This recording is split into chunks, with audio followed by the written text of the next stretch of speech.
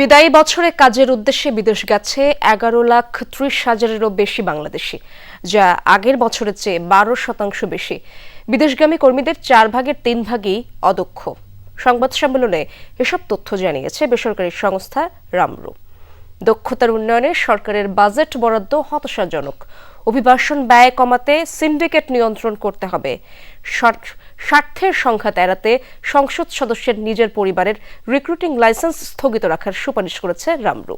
প্রবাসী কর্মীদের ভোট দানের সুযোগকেও বড় অর্জন হিসেবে দেখছে সংস্থাটি। নানা সংকটের মধ্যেও বিদায়ী বছরে বেড়েছে বিদেশগামী কর্মীর সংখ্যা। 2025-এ বিদেশে কর্মসংস্থান হয়েছে 11,30,757 জনের, যা আগের বছরের চেয়ে 12% বেশি। গন্তব্য তালিকায় 141 দেশ থাকলেও 90% কর্মী গেছে মধ্যপ্রাচ্যের 5টি দেশে। 67% কর্মসংস্থান হয়েছে শুধু সৌদি আরবে। সব মিলিয়ে 2025-এ প্রায় $33 বিলিয়ন রেমিটেন্স পাঠিয়েছেন প্রবাসীরা, অথচ তাদের 74%ই অদক্ষ।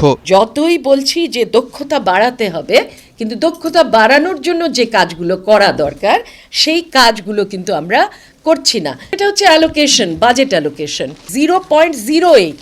আমরা যদি স্কিল চাই তাহলে এই বাজেট অন্তত 1% অফ দি টোটাল বাজেটে নিয়ে আসা উচিত। অভিবাসীগুলি যখন যায় তারা কিন্তু অনেক ত্যাগের ভিত্তিতে যায়, এবং আমাদের যেই টাকাটা পাঠায়, যেটা আমরা ভোগ করি, যেই টাকা দিয়ে আমরা এত রকমের উন্নয়ন করি, এই টাকাটা কত কষ্টে অর্জিত সেই জিনিসটা আমরা ভুলে যাই। রামরু বলছে, মালয়েশিয়ার পর কুয়েতের শ্রমবাজারেও সক্রিয় সিন্ডিকেট চক্র, যে কারণে বাড়ছে অভিবাসন ব্যয়। সিন্ডিকেট নিয়ন্ত্রণ এবং স্বার্থ সংঘাত এড়াতে সংসদ সদস্যদের রিক্রুটিং লাইসেন্স স্থগিত রাখার সুপারিশ করেছে রামরু। দূতাবাসের সেবার মান নিয়েও সমালোচনা করেন তারা। আমরা দেখেছি যে এই যে সিন্ডিকেশন মালয়েশিয়ার হয়েছিল, সেখানে 4 জন সরাসরি পার্লামেন্টেরিয়ান ছিলেন, আর অনেক এমপি ছিল, আর 4 জন মন্ত্রী ছিলেন 4 জন। তো তাহলে এটা হয় কি, তারা সেই জোর খাটিয়ে তারা কিন্তু এই কাজটা, মানে এই ধরনের সিন্ডিকেশনের মতন কাজগুলো করে ফেলেন। আমাদের এই চুরি শুধু এজেন্সিগুলি করে না, সরকারও করে, এবং আমাদের প্রত্যেকটা এমবেসি সেগুলি একটা দুর্নীতির আখড়া। পেছনে এমবেসির একটা ছোট্ট দরজা আছে, ওটা দিয়ে ঢুকে দালালরা ওখান থেকে টাকা নেয়, লেনদেন করে। এমবেসির ভেতরে দালাল লেনদেন করছে, এমবেসিতে যাওয়ার কোনো রাস্তা নাই। নতুন বাজার সম্প্রসারণ না হওয়া এবং সেবা পাওয়ার ক্ষেত্রে বিদেশগামী কর্মীদের নানা ভোগান্তি থাকলেও প্রবাসীদের ভোটদানের অধিকারকে বড় অর্জন হিসেবে দেখছে রামরু।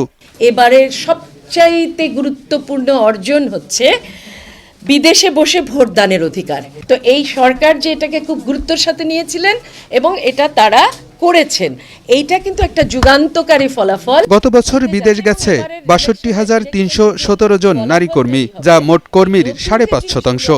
গেল কয়েক বছর ধরে কমছে এই হার, যাকে উদ্বেগজনক বলছে রামরু। এটা ভাববার আছে, কারণ একেবারে আমাদের দেশের ভেতরেও ফর্মাল সেক্টরে নারীর এমপ্লয়মেন্ট কমছে। আলমগীর হোসেন, যমুনা নিউজ, ঢাকা।